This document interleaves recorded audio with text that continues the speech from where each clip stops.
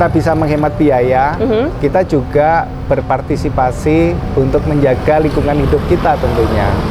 Jadi data terakhir menyebutkan bahwa polusi udara yang terbesar sekitar 49% kemarin datanya saya baca, itu disebabkan oleh polusi dari kendaraan bermotor. Nah ini sangat-sangat bermanfaat apabila kita ikut melestarikan alam kita ini, mengurangi pemanasan global dan sebagainya itu dengan menggunakan kendaraan listrik ini.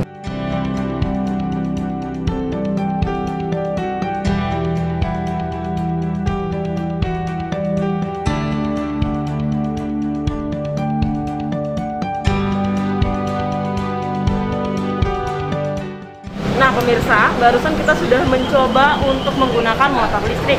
Selanjutnya kita coba bincang-bincang sama Pak General Managernya nih, gimana sih perkembangan motor listrik dan kendaraan listrik di Bali saat ini. Yuk ikuti saya. Om Swastiastu. Swastiastu. Selamat siang, selamat datang dalam bincang hangat kami lebih dekat bersama dengan saya Puspawarni. Dan siang ini kami sedang mendapatkan tamu yang sangat luar biasa. Bersama saya saat ini adalah General Manager dari PLN Unit Induk Distribusi Bali, Bapak Adi Prianto. Selamat siang, Bapak. Selamat siang. Bagaimana keadaannya hari ini? Wah, sehat selalu, Mbak. Sehat selalu, tetap semangat ya, Pak ya? Semangat, semangat.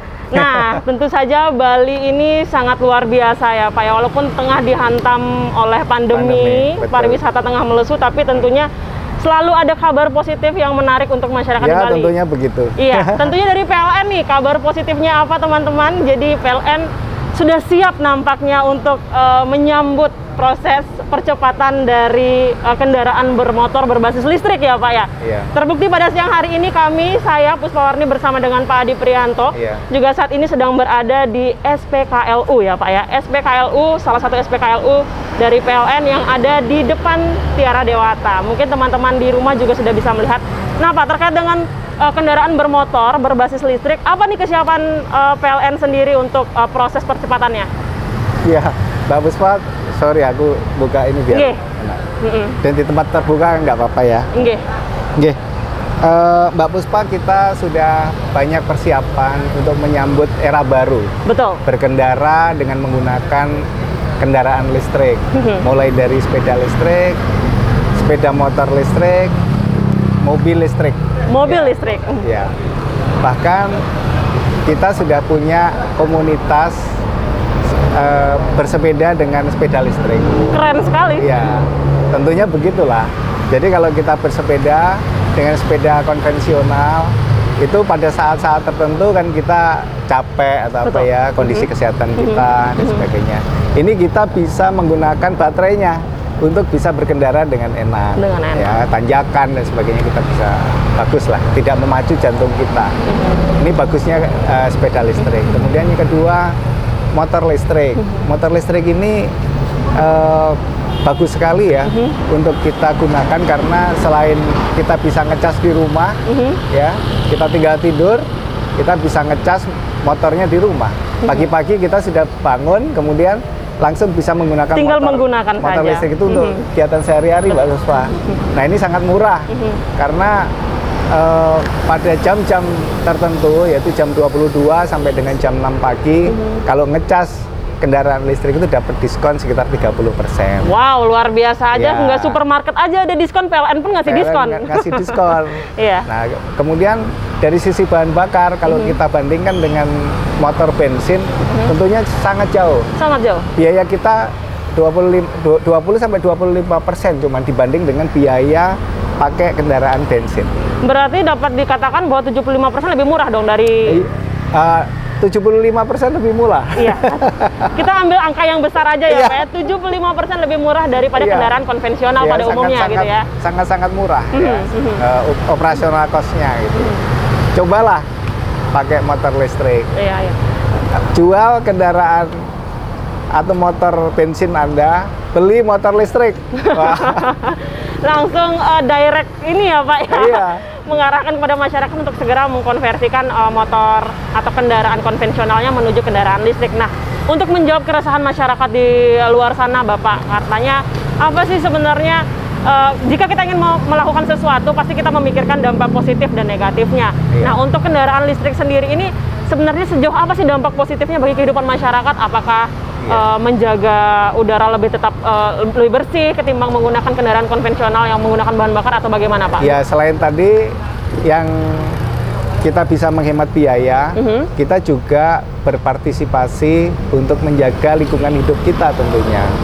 Jadi data terakhir menyebutkan bahwa polusi udara yang terbesar sekitar 49% kemarin datanya saya baca, itu disebabkan oleh polusi dari kendaraan bermotor. Polusi dari kendaraan bermotor, 49%. 49%. Nah, ini sangat-sangat bermanfaat apabila kita ikut melestarikan alam kita ini, mengurangi pemanasan global dan sebagainya itu dengan menggunakan kendaraan listrik ini. Tentunya kita menjadi berpartisipasi bagus untuk lingkungan kita. Demikian, Mbak Puspa. Iya, itu poin utamanya ya Pak ya. Bagaimana kita bisa menjaga bumi kita agar lebih sehat dengan mengurangi polusi dari kendaraan bermotor yang nyatanya 49% itu disumbangkan secara langsung oleh kendaraan bermotor yang menggunakan bahan bakar minyak. Nah, untuk kesiapan PLN sendiri nih Pak terkait dengan infrastruktur, jika kedepannya jika diproyeksikan 2025 seluruh Bali sudah menggunakan kendaraan listrik, persiapan PLN Bali ini seperti apa, Pak? Iya. Terkait infrastruktur tentunya. Ya, jadi kami mengharapkan lah gitu ya, bahwa Bali paling tidak tahun 2025 itu sudah tidak ada lagi kendaraan bermotor berbasis bensin atau minyak bakar kan. Nah, kalau bisa tahun 2025 itu udah pakai motor listrik semua, sehingga udara Bali menjadi bersih, kemudian para turis akan lebih senang datang ke Bali. Ya, lebih bagus lah gitu ya, karena udaranya bersih, kemudian rekreasi dengan enak. Itu harapan kami semua seperti itu nantinya. Nah, terkait infrastrukturnya bagaimana Pak? Nah, apakah infrastruktur akan ada seperti halnya ini ya, kita ini berada di SPKLU di depan Tiara Dewata. Ya, di sana ada tulisan SPKLU, nanti menjadi tanda kita bahwa ada SPKLU di dekat Anda gitu ya. Di jalan mana, alamatnya di mana, itu sudah ada nanti tagline-nya seperti itu. Kemudian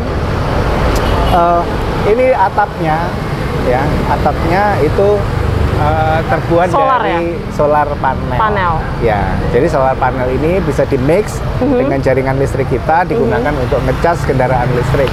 Nah, ini para pemirsa tahu di sini ada sepeda listrik, ada motor listrik, dan di sana ada mobil listrik. Ya. Jadi lengkap ya? Lengkap. Hampir seluruh kendaraan, dari sepeda, kemudian ada sepeda motor, kemudian ada mobil, dan kedepannya pasti ada pengembangan-pengembangan baru. Iya, tentunya begitu, Pak Puspa. Iya.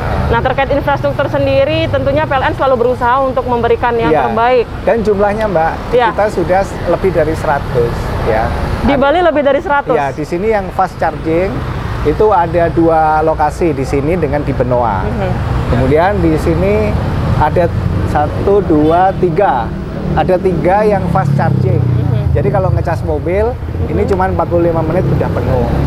Apalagi dengan motor dan sepeda ya. Kalau sepeda dicolokin sebentar aja. Biasa.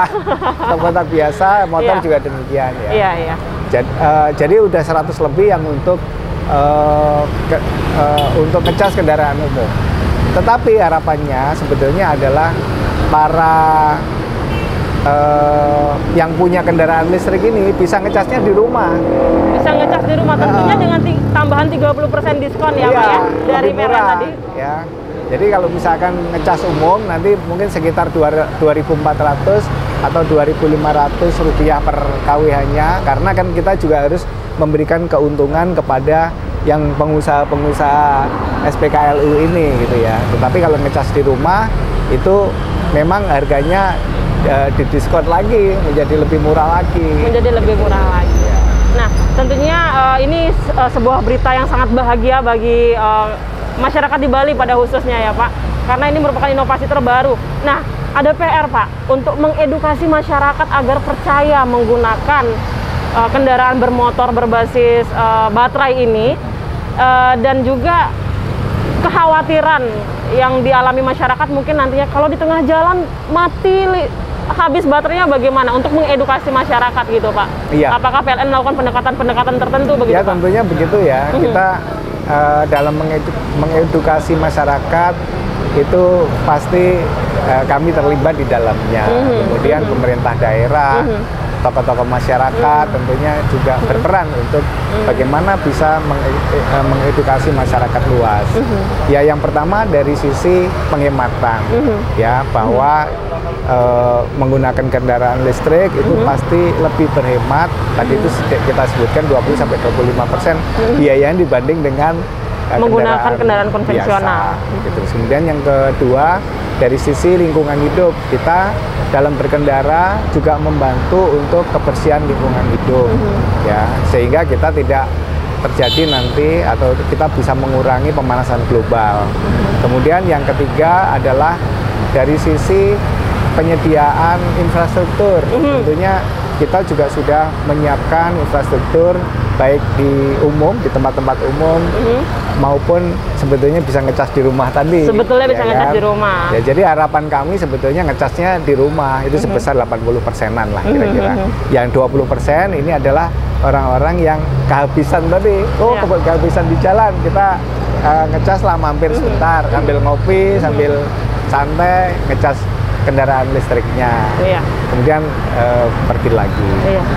Saya kira itu yang terpenting, dan masyarakat, saya kira sekarang ya, masyarakat sekarang itu sudah beda dengan masyarakat dulu.